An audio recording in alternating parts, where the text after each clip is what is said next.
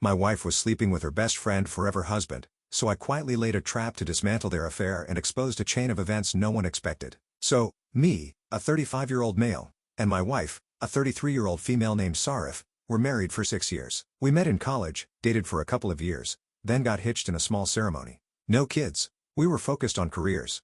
I was grinding 60-plus hours weekly at my engineering firm while she climbed the ladder at some marketing agency. Our life looked good, a decent apartment in the nicer part of town, 2 cars, and an annual vacation to somewhere with beaches. The American dream, right? I busted my ass designing commercial structures all day, came home tired, and weekends were for friends or Netflix. Nothing exciting. It worked, or so I thought. My typical day: up at 5:30, gym by 6, office by 8, home around 8 p.m.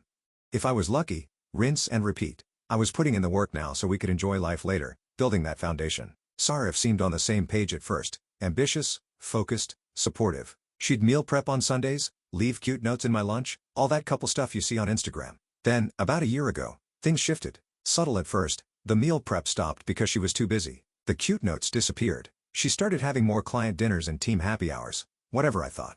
She's networking, building her career. That's what we both wanted. Our friend circle was mostly other couples, college friends, work colleagues, neighbors. Among them were Julian, a 34-year-old male, and his wife, a 33-year-old female named Diana. We met them at some charity thing Sarif dragged me to. Julian was this tall, perpetually tanned sales director type who couldn't shut up about his latest deal or vacation to Bali or whatever.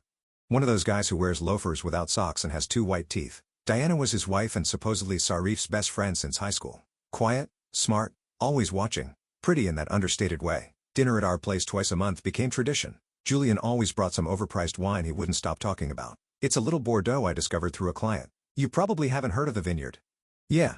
Because normal people don't spend $200 on fermented grape juice, jerk. Diana usually brought homemade desserts and sat quietly, watching everyone. These dinners got weird over time. Julian made subtle digs at my career while looking at my wife across the table.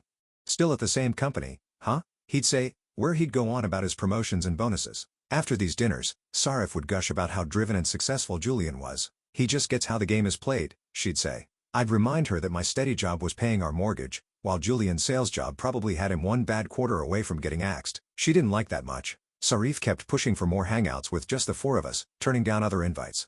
I just feel more comfortable with Julian and Diana, she'd claim. Sure you do. At one point we were seeing them weekly. Dinners, drinks, even weekend trips to Julian's family cabin, which was actually just a luxury vacation home his parents let him use. I went along with it because it made Sarif happy, and keeping her happy seemed important.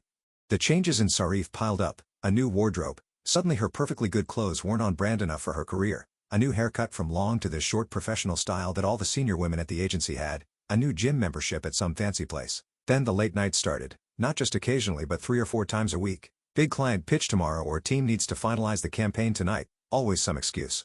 She'd come home smelling like wine and that cologne they spray you with at department stores. Her texts became guarded, always angling the phone away from me. One night, I rolled over at 2 a.m., and she wasn't in bed. I found her in the living room, furiously texting someone. When I asked who, she jumped like I'd caught her robbing a bank. God, you scared me. Just work stuff. Work stuff? At 2 a.m.? With a password suddenly added to her phone the next day?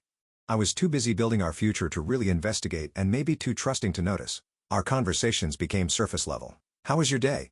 Fine. Busy. She stopped asking about my projects or my friends, stopped sharing stories about her coworkers, except for her mentor who was helping her navigate office politics.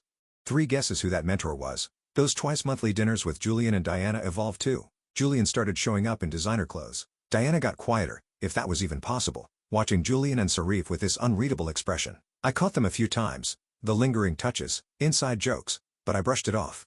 We'd been married for 6 years. We had history, plans, a joint checking account for Christ's sake. She wouldn't throw that away for some douchebag in Gucci loafers, would she? I was wrong, obviously. But I didn't know how wrong until Diana decided to blow up all our lives on a random Tuesday afternoon. It started like any other day. I was deep in some structural calculations for a new high-rise when my phone buzzed. It was Diana. Weird. Need to talk, not over phone. Riverside Cafe at 1 p.m. Important. We weren't exactly buddies, so this was out of nowhere.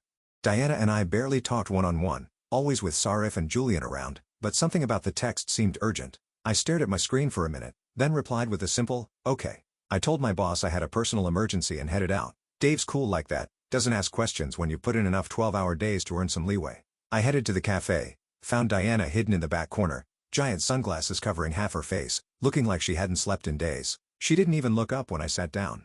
"Thanks for coming," she said, voice light. "What's going on? Everything okay?" I asked. She cut straight to it. "Sarif and Julian have been sleeping together for 4 months, just like that, no cushioning the blow." I remember feeling weirdly calm, like my brain needed to buffer before processing that information. She slid a manila folder across the table, finally taking off those sunglasses. Her eyes were red and swollen. The folder was meticulously organized. Hotel receipts, screenshots of texts, photos of them going into hotels together, timestamps included. Times and dates that perfectly matched Sarif's late meetings and work trips. One photo showed them kissing in his car in some parking garage. Another showed them entering the Marriott downtown. The texts were worse. Explicit stuff I can't unsee, talking about what they'd done and would do next time, plans for vacations they'd take when they were finally free, complaints about their spouses, me being boring and always working, Diana being clingy and not ambitious enough. "How did you get all this?" I asked, my hands starting to shake as the reality sank in. "That's a long story." "It doesn't matter," Diana said. "I've suspected since Christmas when I found a hotel key card in his jacket. He claimed it was from a business trip but the hotel was downtown, 10 minutes from our house." She took a deep breath. "But that's not all. Julian's been embezzling from his company to pay for their activities." She pulled out another set of papers, expense reports, credit card statements, company financial records. Julian had been coding their hotel stays as client meetings, their dinners as business development, even jewelry for Sarif as client appreciation gifts. Tens of thousands of dollars over the past few months. "He's the finance director. Nobody questions his expenses," Diana explained. "But I do our taxes, and the numbers weren't adding up. He's been keeping 2 sets of records." I stared at the evidence, feeling like I'd been hit by a truck. 6 years of marriage, the house we were saving for, the kids we'd planned to have once we were more established, all burned to the ground because my wife couldn't keep her legs closed around her best friend's husband. "Why are you showing me this?" I finally asked, looking up from the damning evidence.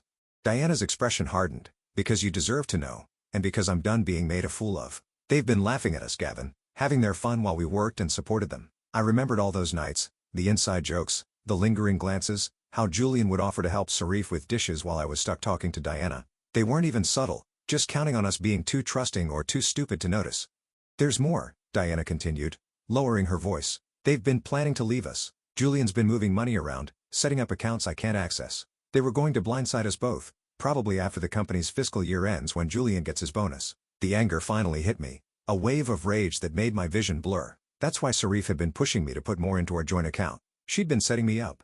Diana nodded. "Julian asked me last week to add her as an authorized user on our American Express, said it was for office expenses. I pretended to agree but never did it." We sat in silence for a minute, 2 people whose lives were imploding in the same exact way at the same exact time, caused by the same 2 people. It was almost funny, in a cosmic joke kind of way. "What are you going to do?" I asked her.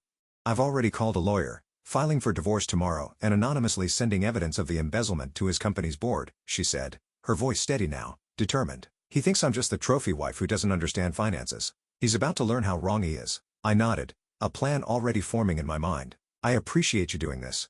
"Thanks a lot, Diana." I took the folder and we parted ways with an awkward half-hug that somehow felt appropriate for 2 people bonded by mutual betrayal. I didn't go back to work, called in sick for the rest of the day, drove straight to my bank instead, mind racing with everything I needed to do. No dramatic confrontation yet, just calculated action. I had only one thought. They fucked with the wrong engineer. First stop, the bank. I opened a new account in my name only and transferred my direct deposit to it, then moved most of our savings, the money I'd been putting in for the house down payment, into that new account. I left enough in the joint account to avoid immediate suspicion. Sarif rarely checked our finances anyway. That was my department. Her mistake. Next, I called all our credit card companies and removed her as an authorized user where possible. For joint cards, I reduced credit limits and requested transaction alerts. I called our investment firm and froze our brokerage account. 6 years of savings weren't going to finance her new life with douchebag Julian. Last financial step, I withdrew $2,000 in cash, emergency money in case things got messy. Never underestimate what a desperate cheater might do when cornered. By 3 p.m., I had secured our finances. Next task, find a lawyer. Not just any lawyer. I wanted a shark. I didn't want reconciliation or couples therapy. I wanted out with minimal damage to my finances and sanity. I called Bobby, my buddy from college who went through a nasty divorce last year. He didn't ask questions, just gave me his lawyer's number and said, "Call her now. Tell her I referred you, and it's an emergency. Let's call her Jessica." She answered on the second ring. No receptionist, no bullshit. I gave her the basics: 6-year marriage, no kids, cheating wife, financial concerns. She got me in that same afternoon. She wasn't what I expected, mid-40s and direct. She laid it out straight. "In our state, Adultery doesn't mean much unless it involves wasting marital assets, which, thanks to Diana's evidence, we could prove it did. Hotel rooms, gifts, dinners, all marital assets squandered on the affair. Jessica took copies of everything from Diana's folder and worked up a strategy. She warned me to act normal for a few days while she prepared the paperwork. I walked out of her office with a $5,000 retainer paid from my new private account and a plan. She'd have divorce papers ready in 48 hours, and we'd arrange for Sarif to be served at work for maximum impact. Cold? Maybe. But so was screwing your best friend's husband for 4 months. I left Jessica's office at 6 p.m. and realized I couldn't go home. Couldn't look at Sarif without wanting to burn her world down, so I texted her that I was working late and headed to Bobby's place. Bobby lives in a 2-bedroom bachelor pad downtown. When I showed up with a duffel bag, he just nodded, handed me a soda, and sat me down. That's real friendship. No questions, just support when you're falling apart. That night was rough. Bobby went out to give me space, and I sat on his balcony just thinking, scrolling through pictures on my phone, Sarif, and me in Thailand last year, at my parents' anniversary, building that IKEA bookshelf that nearly ended our marriage before the affair did. 6 years of memories, all tainted now, all wasted. For who? For some soft dude with a fancy haircut? My phone was blowing up with texts from Sarif, working late again. There's leftover pasta, are you coming home soon? Wanna watch that show? Everything okay? You're being quieter than usual. Each message made me angrier, the casual normalcy of it all, while she was living a double life. I didn't respond, let her wonder. Instead, I texted my boss that I needed a few personal days, then turned off my phone and opened the soda. Not my proudest moment, but sometimes you need to hit pause on life. I spent the next day organizing, made lists of shared property, accounts, insurance policies, changed passwords on my email, social media, cloud storage, backed up text messages, photos, important documents. Methodical. When I turned my phone back on that evening, there were 28 missed calls and texts from Sarif, escalating from casual to concerned to pissed off. I sent one reply, busy with work, staying at Bobby's to focus on project, back in a few days. Her response was immediate. What project? Why didn't you tell me? This isn't like you. The irony of her saying what was like me after proving she never really knew me at all. I didn't respond. By day 3, the divorce papers were ready. Jessica had moved at lightning speed, preparing a filing that laid out Sarif's infidelity in clinical, humiliating detail, dates, locations, expenses, all the evidence Diana had provided, exposing the affair for what it was, a tawdry, expensive betrayal. Jessica arranged for a process server to deliver the papers to Sarif's office at 2 p.m. Perfect timing, right after lunch when the whole office would be there to witness it. Petty? Absolutely. Satisfying? You bet your ass. I stationed myself in a coffee shop across from her building, nursing an Americano while watching the entrance. At 1:58 p.m., I saw the process server enter, a professional-looking woman with a manila envelope. At 2:24 p.m., my phone exploded with calls from Sarif. It was done. I declined the calls and waited, watching. At 2:40 p.m., Sarif burst out of the building, mascara streaking down her face, phone pressed to her ear, probably calling Julian. I just watched the whole show with a smirk on my face, a strange sense of calm washing over me. The worst was over. That night she tracked me down at Bobby's place. I had no idea how she found me. Maybe she called around to my friends. Bobby had gone out again, giving me space. The pounding on the door started around 8 p.m. I knew it was her before I checked the peephole. She was a mess, hair wild, makeup smeared, eyes red and puffy. I opened the door but blocked the entrance with my body. No way was she coming inside. How could you do this to me? She shrieked, trying to push past me. I didn't budge. Serving me at work? Everyone saw. You humiliated me, she continued, voice cracking. I stayed calm, which only made her angrier. I told her to communicate through my lawyer from now on. She switched tactics, suddenly crying, claiming it was all a mistake. Julian meant nothing. We could fix this. I laughed in her face, told her I had all the texts where they planned their future together, the hotel receipts, the photos, everything. That's when she got scary calm, her voice dropping to a threatening whisper. This isn't over. You have no idea what you're doing. I closed the door in her face, her final words hanging in the air. Through the door I heard her scream before her footsteps retreated down the hallway. That night, I slept like a baby. My life was burning down around me. Well, not exactly my life, but the garbage part of it. Let it burn. Yes, in Adele's voice. 3 days after serving Sarif the papers, Julian finally made his move. Bro decided to flex his muscles. I was in the parking lot at work, heading to my car after a surprisingly productive day. I spotted him before he saw me, leaning against my car, trying to look casual in his expensive suit, checking his watch like he had somewhere important to be. Just the sight of him made my blood boil. This was the guy who'd been sleeping with my wife, spending my money by proxy, laughing about me behind my back. I considered just turning around and going back inside to avoid giving him some tooth work and legally getting myself into trouble, but screw that. This was my car, in my workplace parking lot. I wasn't about to be intimidated. As I approached he straightened up, flashing that fake sales smile that probably closed a lot of deals and opened a lot of legs. Up close he looked worse than usual, tie slightly crooked, dark circles under his eyes. Apparently Diana leaving him was taking a toll. Good. "We need to talk about this situation," he said, attempting to sound reasonable. "It's gotten out of hand." I set my laptop bag on the hood of my car, just staring at him, letting the silence get uncomfortable. A trick I learned in negotiations. The first person to speak usually loses. He broke first, of course. "Look, man, I know you're upset, but these things happen. Marriages drift apart, people find connections elsewhere, and Sarif needed someone to satisfy her." "Really? These things happen," was his explanation for screwing my wife. Like it was a weather event? "Hurricane Julian makes landfall in my bedroom, news at 11. And satisfy her?" The second those smug words dripped from his mouth, I decided to satisfy my fist by rearranging his face. One clean therapeutic punch, and he crumpled next to my car, holding his face. "Sarif's a mess," he whined, dropping his voice conspiratorially, as if we were partners in crime. "Did you really have to humiliate her at work?" "Oh my bad. Next time my wife cheats I'll be sure to throw her a freaking parade instead." After a pause and some nervous looks from him, he finally spoke. "Look, man, the divorce papers," he said, getting to the point. "Some of those allegations are excessive. The financial stuff, especially." There it was. He wasn't here about Sarif at all. He was worried about the evidence of embezzlement detailed in the filing. "Save it. I've seen the receipts, the dates, the text messages. Tell me, does your company know you're using their money to fund your affair?" He stood up and stepped closer. "You need to be very careful about making accusations. That's a dangerous road." I didn't back up an inch. "Make a move. Please, give me a reason." He faltered, taking a half step back. For all his bravado, Julian was a coward at heart. "You're making a mistake," he said, his voice hardening. "Sarif and I are both screwed," I finished for him. "How's Diana doing, by the way?" "Heard she's going for the house. You've got a sweet wife," oh my bad, ex-wife, that hit a nerve. Diana had apparently hired a shark of her own, and Julian was facing the financial equivalent of a wood chipper. His momentary confusion confirmed he didn't know Diana and I were in contact. "Perfect. What did you just say? What the hell do you mean?" "Enjoy prison, Julian," I said, grabbing my laptop bag and unlocking my car. "Prison?" He laughed, but it sounded hollow. "For what? Having an affair isn't a crime. Embezzlement is," I replied simply, getting into my car and driving away, leaving him standing in the parking lot, probably trying to calculate exactly how screwed he was. Very screwed, as it turned out. That night, Diana came over to Bobby's place with dinner and a USB drive containing everything she'd gathered on Julian's financial fraud. We spread it all out on Bobby's dining table. He was out on a date, thankfully. Hotel receipts, expense reports, company credit card statements, fake client meeting notes, the whole package. She was the perfect partner for this revenge operation. Cool, methodical, detail-oriented. She had an accounting degree and had worked in forensic accounting before marrying Julian. She knew exactly what to look for and how to present it in a way that would raise immediate red flags with auditors.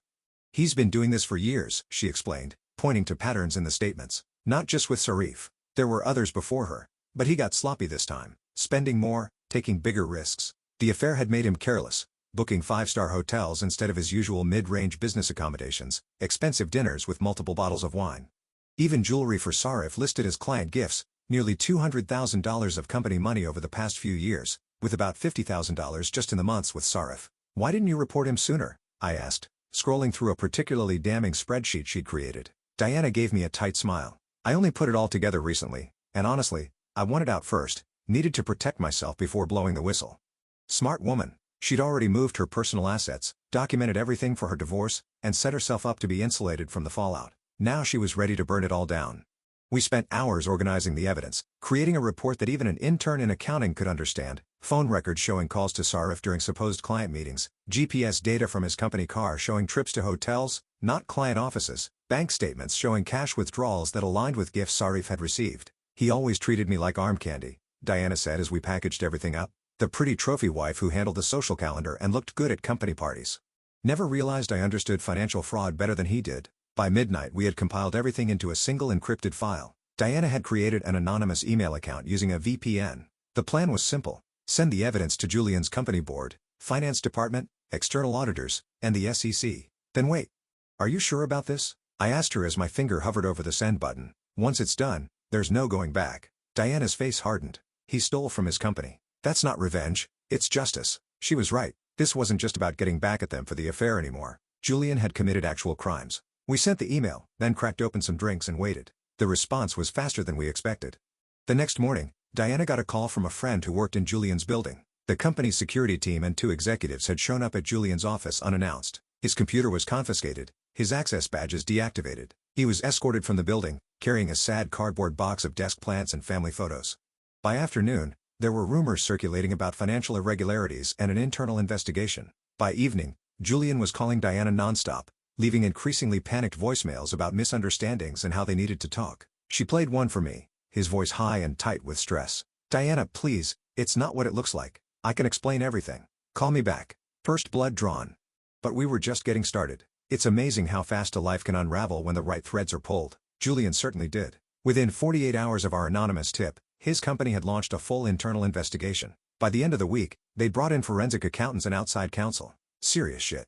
They weren't just covering their asses, they were building a case. Meanwhile, my divorce proceedings moved at warp speed, thanks to rock-solid evidence of infidelity involving misused marital assets. Jessica demolished Sarif in the initial hearing, presenting the affair timeline with hotel receipts and texts, then hammering home the financial impact. "Your Honor, Mr. Weber's wife wasn't just committing adultery, she was actively spending marital funds to do so. The defendant's lover, currently under investigation for embezzlement, was using company money to fund their relationship." The judge just nodded while taking notes. Sarif's baby-faced lawyer tried arguing the affair was irrelevant to dividing assets, but Jessica shut him down instantly. Her lover is under criminal investigation for embezzlement used to fund their affair, directly impacting financial discovery. That caught the judge's attention, who promptly ordered expedited financial discovery and a quick divorce timeline. Sarif sat there, looking shell-shocked, like this couldn't possibly be happening to her. "Welcome to consequences, honey." Outside the courtroom, Sarif tried approaching me, eyes red and puffy. I just walked past her to Jessica's office for our debrief. The look of rejection on Sarif's face almost made the wasted 6 years of marriage worth it. Over the next few weeks, Julian's situation went from bad to catastrophic. Diana kept me updated through her sources at his company. The initial investigation had uncovered even more financial irregularities beyond what we'd sent them. Turns out our anonymous tip was just the thread that unraveled a sweater of fraud going back years. One evening at a diner far from our usual spots, didn't want to run into mutual friends, Diana showed me an email from her lawyer. The company's investigation had expanded to include all executives who had approved Julian's expenses. 3 VPs were now on administrative leave. The SEC had formally opened an investigation. "He's totally fucked," she said, a small smile playing at her lips. "His lawyer called mine today, trying to negotiate our divorce settlement. Suddenly, he's willing to give me everything just to get it done before his assets potentially get frozen." Smart move on Diana's part. Getting her divorce finalized before criminal charges meant she could secure assets that might otherwise be tied up for years. Her lawyer was pushing for the house, both cars, all their liquid investments, and monthly support. Julian was so desperate to settle quickly that he was agreeing to all of it. Meanwhile, Sarif was spiraling. She'd been put on administrative leave from her job, pending an investigation into her knowledge of Julian's activities. Apparently, some of those client meetings she'd attended with Julian were now part of the fraud investigation. She was blowing up my phone with increasingly desperate messages. "Please call me. I need to explain. This is all a misunderstanding. Julian told me those were legitimate business trips. They're investigating me at work. I could lose my job. Please help me." I forwarded everything to Jessica without responding. Each message just strengthened our case that Sarif had been involved in Julian's schemes, even if only as an unwitting participant. The hammer finally dropped on Julian 3 weeks after our tip. He was arrested at his temporary apartment. Diana had kicked him out of their house the day she filed for divorce, on multiple charges of wire fraud, embezzlement, and falsifying business records. His perfectly styled hair was a mess, designer suit replaced by a rumpled button-down. How the mighty fall. Sarif wasn't arrested, but she was formally interviewed by both company investigators and law enforcement. Jessica got a copy of her statement through Discovery. She claimed complete ignorance, saying she thought all those trips and dinners were legitimate business activities. Maybe she was lying. Maybe she was just that naive. Either way, she was collateral damage in Julian's downfall. She was fired the next day. Loss of confidence was the official reason. Translation: "We don't believe you didn't know, but we can't prove it, so we're just getting rid of you instead of risking more bad press." With her income gone and legal bills mounting, Sarif finally stopped fighting the divorce. Her lawyer reached out to Jessica, proposing a settlement that basically gave me everything I wanted. I kept the condo, my retirement accounts, investments, and most of our joint savings. She got her car, personal items, and enough cash to get a small apartment. It was more generous than she deserved, but I just wanted it over. The day we signed the final papers was surreal. 6 years of marriage ended with signatures on a stack of documents. Sarif looked like a ghost, thin, pale, wearing something off the rack. She kept trying to make eye contact, probably hoping for some last-minute forgiveness or at least acknowledgement. I gave her nothing. That night, Diana and I celebrated at an upscale restaurant downtown, far from anywhere we'd gone with our exes. We'd both finalized our divorces within days of each other. Both walked away with our lives relatively intact while Julian and Sarif's burned to the ground. "To justice," Diana said, raising her glass, "and to whatever comes next." Over dinner, We talked about everything except our exes, her plans to restart her accounting career, my new project at work, a trip she was planning to the coast. It felt good to talk about the future instead of the past. At some point I realized I was genuinely enjoying myself for the first time in months. When I dropped her off at her place, formerly her and Julian's, before she got it in the divorce, there was a moment of awkwardness at the door. We'd been allies in war, but now the war was over. What were we to each other now? "Would you like to come in for coffee?" she asked. I hesitated, not because I didn't want to, but because I wasn't sure if we were ready, if I was ready. "Just coffee," she added with a small smile. "We've both been through enough drama for one lifetime." I accepted. As we sat on her couch, talking into the early hours, something shifted. A couple of weeks later, we went on our first date and I felt like maybe, just maybe, this whole disaster had led me somewhere better than where I'd started. It's been 6 months since everything went down, and many of you asked for an update on the Julian Sarif dumpster fire. Holy crap, guys, you'd want to know what happened. Grab your popcorn. First, Julian. Remember the embezzling douchebag in designer loafers? He's currently rocking a lovely jumpsuit in minimum security prison. He took a plea deal, 5 years, hefty restitution payments, and a permanent ban from finance. His company did a full audit and found he'd stolen nearly $400,000 over 4 years. His sentencing made the local Business Journal. They used his old headshot from the company website next to his mugshot. The contrast is chef's kiss. From Tom Ford suit to wearing orange is quite the fashion journey. As for Sarif, total freefall. After getting fired, she couldn't land another marketing job. Turns out, being associated with a major embezzlement scandal isn't great for the resume. Last I heard, she's working retail at a mall in the suburbs. Her Instagram went from exotic vacations and champagne brunches to inspirational quotes and pictures of her parents' cat. Diana's thriving, by the way. She started her own forensic accounting firm specializing in corporate fraud detection and already landed 3 major clients. Her company tagline, "Because your finance director might be funding his affair with your money, brutal and effective." We've been dating for about 4 months now. Took it slow at first. Trust issues for obvious reasons. But turns out trauma bonding over your cheating spouses is a surprisingly effective relationship foundation. Who knew? The real entertainment started last week when Sarif texted me out of the blue. "Hey Gavin, I've been thinking. Can we meet for coffee? I'd like to talk, please. It's urgent." After laughing for a solid minute, Diana and I took a selfie together, making peace signs and looking obnoxiously happy. I sent it with, "Sorry, too busy enjoying life. Good luck with yours." Probably should have left it at that. But hey, the show wasn't over. The next day, my doorbell rings around 8 p.m. I check the security camera. It's Sarif, looking like a discount version of her former self. Diana and I grab our coffees and settle in front of my laptop to watch the show through the security camera feed. Modern entertainment at its finest. Sarif rings again, then starts knocking, then pounding. "Gavin, I know you're here. Open the freaking door now." Diana nearly spits out her coffee, laughing. I unmute the intercom. "Sorry, can't come to the door right now. We're celebrating our 4-month anniversary." The look on Sarif's face? Pure screen grab material. Then she spots the doorbell camera and completely loses it. "You're with her? You think it's funny with my best friend?" Diana leans into the intercom. Former best friend, current girlfriend. Upgrade on both counts. That's when Sarif goes nuclear, calling Diana every name in the book. Backstabber, conniving bitch, home-wrecking slut. The irony apparently lost on her. She threatens to ruin us like we ruined her, starts kicking the door. "Should we call the cops or just keep enjoying the show?" Diana asks. "Why not both?" I reply, dialing non-emergency while Sarif continues her performance for the entire hallway. 15 minutes later, 2 extremely bored-looking cops show up. We watch through the camera as they try to calm Hurricane Sarif, who's now crying about how we conspired to destroy her life. "Ma'am, you need to leave private property when asked," says cop number 1. "But they ruined my life," she wails, mascara running. "Ma'am, relationship problems aren't a police matter," sighs cop number 2. When they finally escort her out, she's screaming the whole way. Every neighbor's door is cracked open, watching. The old lady from 4 Billions gives me a thumbs up next time I see her in the elevator. "That was better than a TV show," she says. The cherry on top, Sarif got a restraining order filed against her. She's legally required to stay 500 feet away from both of us now. Last week I ran into a mutual friend who told me Sarif's been telling everyone Diana and I planned this all along, that we masterminded an elaborate scheme to make our spouses cheat with each other so we could end up together. The universe has a twisted sense of humor. Julian and Sarif thought they were trading up when they started their affair. Now he's counting ceiling tiles in his cell and she's folding sweaters at the mall, while the people they betrayed are building something real.